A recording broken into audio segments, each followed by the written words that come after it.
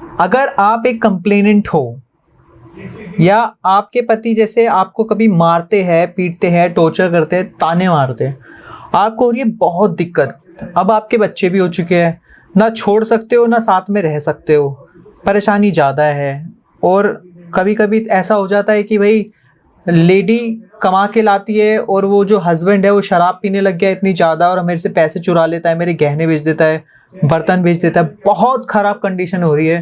तो उस सिचुएशन में अलग तो होना है, और वो कैसे होना है, क्योंकि अगर साथ में रहे तो मेरे बच्चों का फ्यूचर सब खराब हो रहा है। अब अगर आपने ऐसा डिसीजन ले ही लिया है और आपके हस्बैंड आपके ऊपर बहुत ज़्यादा क्रूएलिटी कर रहे हैं, परेशान हो चुके हो, कुछ और रास्ता नहीं है, तो आपको सबसे पहले जो चीज़ होती है वो एक कंप्लेंट देनी पड़ती है पुलिस स्टेशन में। अब पुलिस स्टेशन में कंप्लेंट किस टाइप की जाती है, क्या क्या चीज़ें होती है उसके अंदर, या आप कैसे आपको करना चाहिए, जो भी चीज़ हुई है उसको एकदम सही सही विदाउट मॉडिफिकेशन के वैसे ही तारीखों के हिसाब से उसको लिखकर आप थाने में दे दीजिए। तो उस कंप्लेंट को भेजेंगे पहले क्राइम अगेंस्ट वुमेन सेल, आप CAW सेल बोलते हैं उसको, महिला थाना भी बोल सकते हो आप। तो उस पुलिस स्टेशन के अंदर कभी आपकी जो कंप्लेंट है वो आ गई तो उसका उसके ऊपर कैसे प्रोसीजर चलता है। सबसे पहली चीज़ क्या रहती है, सबसे पहली चीज़ होती है उस पर एक इंक्वायरी ऑफिसर असाइन होता है। वो इंक्वायरी ऑफिसर आपको एक डेट देता है, आपके हस्बैंड को एक डेट देता है। उस डेट पे ही आप दोनों को बुलाते हैं, साथ में बिठाते हैं, बात करते हैं, आपका साथ में रहने का बन सकता है या नहीं बन सकता है। अगर नहीं रहना साथ में तो किसको क्या चीज़ चाहिए। हस्बैंड कहता है मुझे बच्चा चाहिए, वाइफ कहती है मुझे पैसे चाहिए, बच्चे चाहिए।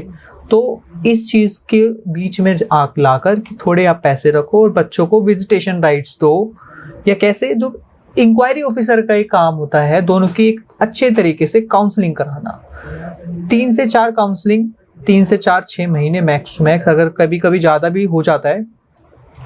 उसके बाद आपकी उस कंप्लेंट को लोकल थाने में भेजेंगे जहां पर आपके खिलाफ FIR, मतलब अगर आप एक्यूज्ड है तो FIR होगी, और FIR के बाद असाइन होगा एक इन्वेस्टिगेशन ऑफिसर।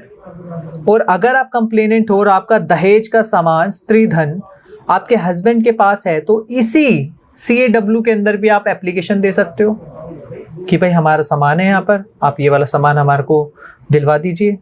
नहीं मिलता तो इन्वेस्टिगेशन ऑफिसर जब आपका असाइन होगा तो उसके बाद इन्वेस्टिगेशन ऑफिसर के को भी आप एप्लीकेशन दे सकते हो कि भाई मेरा सामान है दिला दो। अगर इन्वेस्टिगेशन इंक्वायरी ऑफिसर ने कोई एक्शन नहीं लिया, अगर इन्वेस्टिगेशन ऑफिसर ने कोई एक्शन नहीं लिया तो सेक्शन 91 CRPC कोर्ट में भी एप्लीकेशन लगा सकते हो आप। अब एक एप्लीकेशन फाइल करने के बाद आपका सामान आपको मिल जाता है। अब इसके बाद FIR हो गई। FIR होने के बाद अब FIR से पहले कुछ चीज़ ऐसी आती है कि काफ़ी सारे लोग ऐसी गलती कर देते हैं कि मैंने अपनी जो कंप्लेंट है उसको डिटेल में नहीं लिखा, बस एक पेज की छोटी सी वेग एप्लीकेशन लिख के दे दी कि भाई मेरे को मारता है, पीटता है, खाने को नहीं देता, ये वो, बस क्या दिस इज़ सफिशिएंट और नॉट। तो उसके अलावा भी एक ऑप्शन रहता है जिसके अंदर आप अपनी जो स्टेटमेंट है उसको थोड़ा सा आगे मतलब इम्प्रूव कर सकते हो अगर आप करना चाहते हो तो। लेकिन ये चीज़ आपने गलत करी है उसकी एक अच्छी एडवाइस आपके एडवोकेट ही आपको देते हैं। अब आपकी कंप्लेंट पे FIR हो जाती है।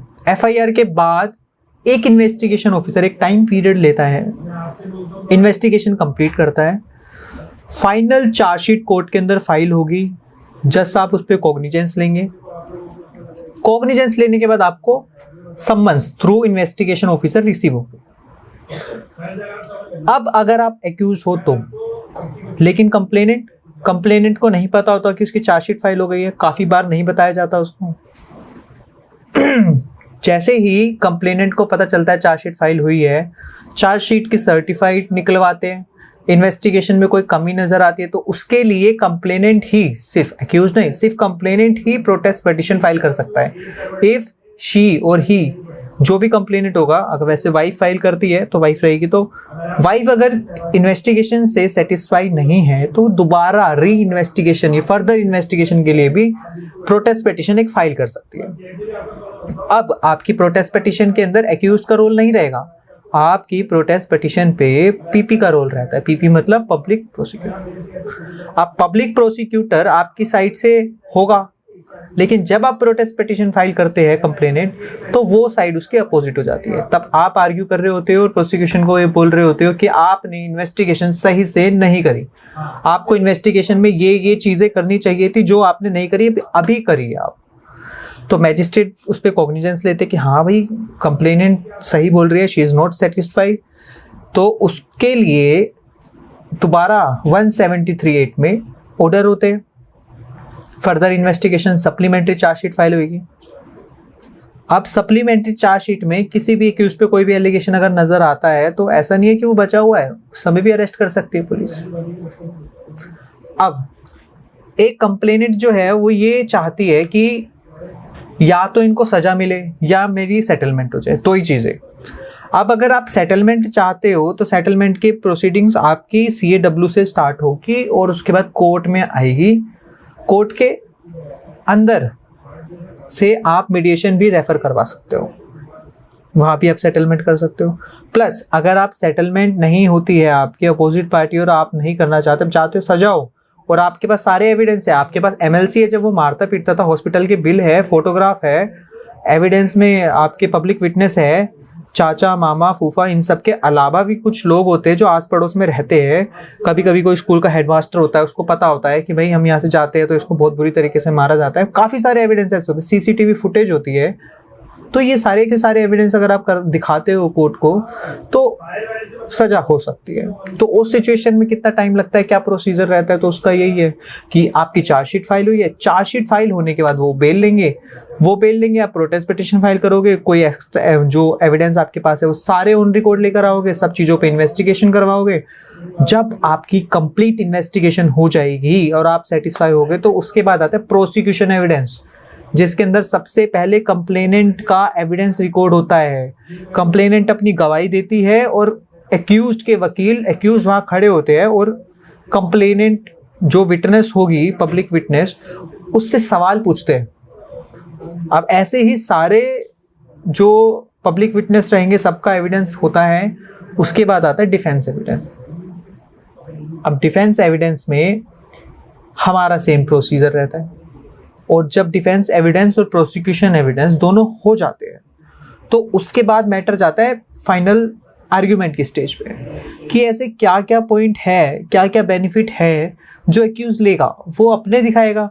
आपको अपना बताना होता है कि this solid evidence is a CCTV footage मैंने नहीं ली, पुलिस ने CCTV का DVR फलानी जगह से सीज करा, FSL में भेजा, रिपोर्ट ये रही जिसके अंदर ये लोग मुझे मारते हुए नजर आ रहे हैं। तो हर एक एविडेंस की एक वैल्यू होती है। तो उस एविडेंस, जैसे अगर आप कोई टेक्नोलॉजी से रिलेटेड कोई भी एविडेंस दिखाते हो, मान लीजिए आपने कोई स्क्रीनशॉट का चैट लगा दी, मतलब व्हाट्सएप की स्क्रीनशॉट चैट लगा दी, उसके साथ आपको 65B का एफिडेविट देना है, हो सकता है आप बनाकर लेकर आए हो, और अगर आपके पास ओरिजिनल मोबाइल है तो आप कोर्ट को दिखा भी सकते हो, एग्जिबिट करा सकते हो, मार्क नहीं होगा। अब एविडेंस के टाइम पे भी मार्क और एग्जिबिट का एक अलग रोल रहता है। जो चीज़ ओरिजिनल होगी वो हमेशा एग्जिबिट होती है, जो चीज़ फोटोकॉपी होगी वो हमेशा मार्क होती है। तो ये प्रोसीजर रहता है कि अगर कोई वाइफ अपने हस्बैंड के खिलाफ एक दहेज का मुकदमा रजिस्टर कराती है किसी थाने के अंदर, तो ये बड़ा सा एक प्रोसीजर है जो लगभग 20 से 25 हेयरिंग के अंदर ख़त्म हो जाता है। मगर वो 20 से 25 हेयरिंग कब होती है? एक साल में 2 से 3, मैक्स टू मैक्स 4 हेयरिंग अगर आपकी हो गई तो उस हिसाब से मान के चलिए आपका केस कितना आगे जा सकता है। Thank you.